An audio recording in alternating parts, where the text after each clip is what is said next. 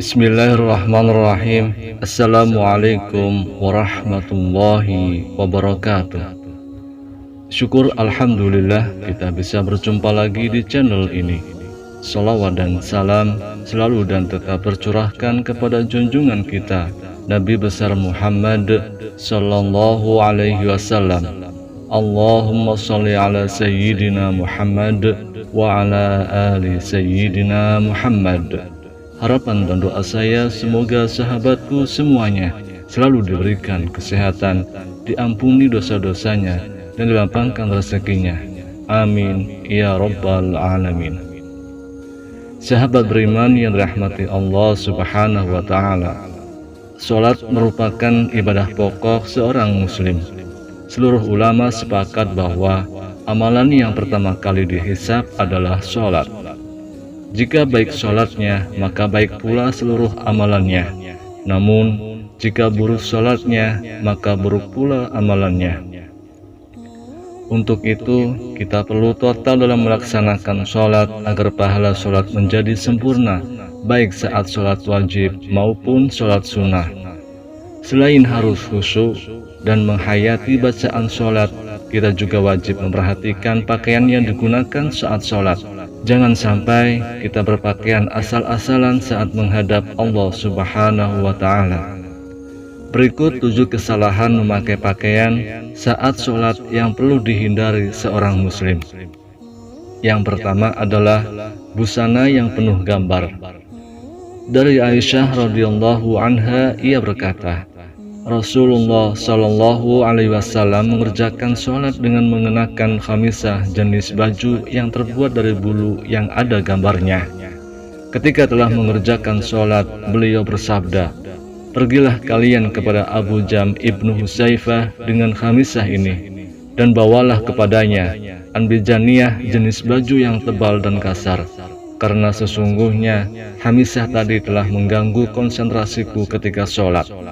Hadis riwayat Bukhari dalam kitab As-Shalah, Muslim dalam kitab Al-Masajid wal Wamadi As-Shalah, An-Nasa'i dalam kitab As-Shalah, Ibnu Majah dalam kitab Al-Libas, Malik dalam Al-Muwatta, serta Al-Baihaqi dalam Al-Sunan Al-Kubra. Dari Anas radhiyallahu anhu, dia berkata, dulu Aisyah memiliki kain tipis yang bergambar yang dibuat tutup atau tabir di samping rumahnya. Lantas Rasulullah Shallallahu Alaihi Wasallam bersabda kepadanya, "Jauhkanlah dariku, karena dia selalu tergambar dan terlintas kepadaku ketika sedang sholat." Hadis riwayat Bukhari dalam kitab Al-Sholeh dan kitab Al-Libas. Al-Qastalani berkata bahwa jika ada gambar di hadapan bisa mengganggu konsentrasi orang yang sedang sholat, lebih-lebih lagi apabila gambar itu berada di pakaian saat sholat. Kemudian yang kedua, sarung atau celana yang melewati mata kaki atau isbal bagi laki-laki. Isbal menurut istilah adalah melabuhkan pakaian dan membiarkannya hingga melewati batas yang ditetapkan oleh syariat Islam, baik karena sombong maupun tidak sombong. Dari Abu Hurairah radhiyallahu anhu, ia berkata, tatkala ada seorang laki-laki sholat mengenakan sarung yang menutupi mata kakinya, Nabi menyuruh dia pergi agar berwudu. Orang itu pergi untuk berwudu, lalu datang, beliau menyuruhnya pergi lagi. Ada seorang laki-laki bertanya, "Wahai Rasulullah, mengapa engkau memerintah dia berwudu lagi?" Belum berpaling lalu berkata orang itu, "Sholat tapi sarungnya menutupi mata kakinya." Sesungguhnya Allah tidak menerima sholat seseorang laki-laki yang isbal atau sarung atau celananya menutupi mata kakinya. Hadis riwayat Abu Daud dalam Kitabul Libas, Imam Ahmad dan Nasa'i. Imam Nawawi berkata sanadnya sahih menurut kriteria Imam Muslim. Adapun mengenai sholat dalam keadaan demikian, maka para ulama telah berbeda pendapat dalam hal ini. Ada yang menganggap sholatnya tidak sah, dan ada pula yang tetap menganggapnya sah. Namun, ada sebuah hadis sahih yang berasal dari Ibnu Mas'ud yang selayaknya diketahui oleh mereka yang sholat dalam keadaan seperti ini, agar mereka lebih berhati-hati. Kemudian yang ketiga adalah sholat pakai sepotong baju. Allah Subhanahu wa Ta'ala berfirman dalam surah Al-A'raf ayat 31, "Hai anak Adam, pakailah pakaianmu yang indah di setiap memasuki masjid." Yang dimaksud kata al-masjid dalam ayat ini adalah sholat. Dari Abu Hurairah radhiyallahu anhu, ia berkata, seorang laki-laki berdiri menghadap Nabi Shallallahu Alaihi Wasallam, lantas bertanya kepada beliau mengenai sholat dengan hanya menggunakan satu potong baju. Rasulullah Shallallahu Alaihi Wasallam bersabda, "Apakah berat untuk masing-masing kalian mencari 2 potong busana?" Hadis riwayat Bukhari. Ibnu Abdul Bar berkata dalam kitab Al-Tahmid, sesungguhnya para ulama ahli ilmu merasa malu untuk memakai sepotong busana saja ketika melakukan sholat.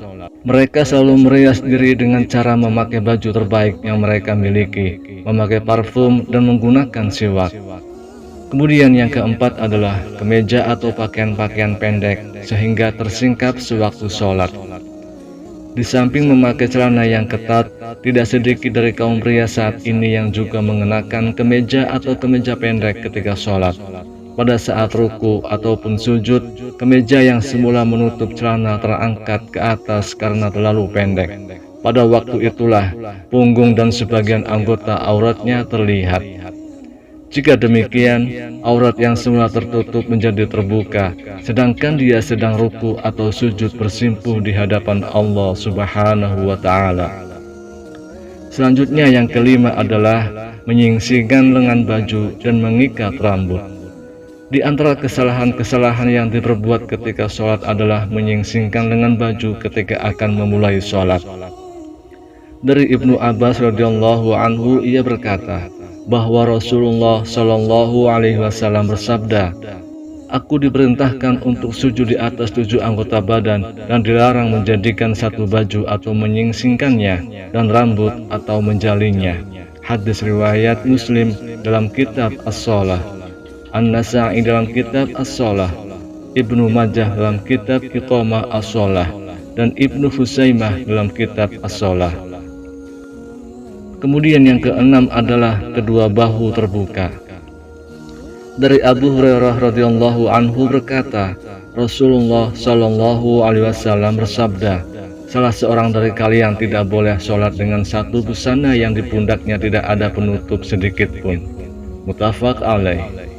Kemudian yang ketujuh, baju ketat yang menggambarkan lekuk tubuh.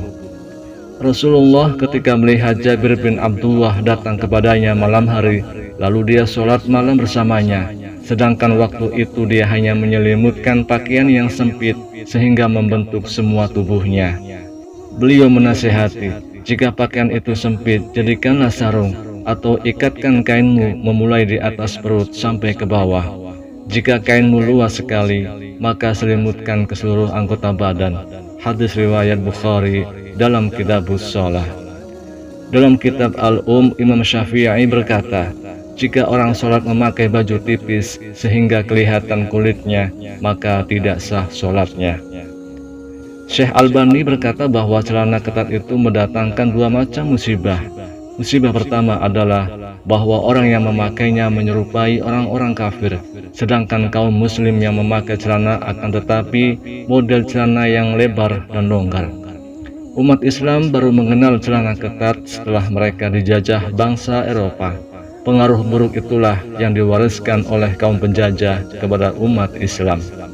Musibah kedua adalah celana ketat menyebabkan bentuk aurat terlihat dengan jelas. Memang benar bahwa aurat pria adalah anggota badan antara pusar dan lutut.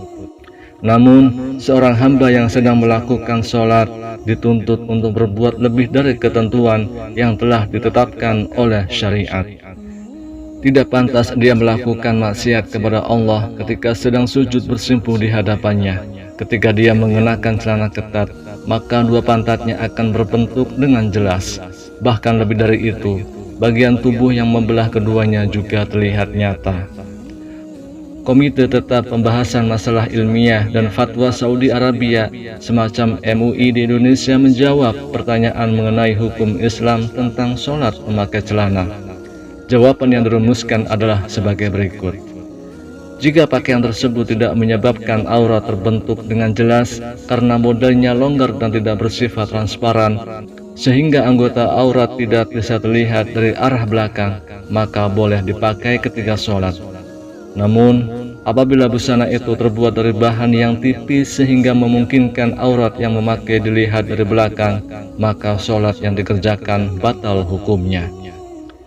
Jika sifat busana yang dipakai hanya mempertajam atau memperjelas bentuk aurat saja, maka makruh mengenakan busana tersebut ketika sholat, terkecuali jika tidak ada busana lain yang dapat dikenakan. Wallahu a'lam bishawab. Demikian yang bisa saya bagikan, semoga bermanfaat untuk kita semua. Amin ya rabbal alamin. Mohon maaf atas segala kesalahan. Assalamualaikum warahmatullahi wabarakatuh.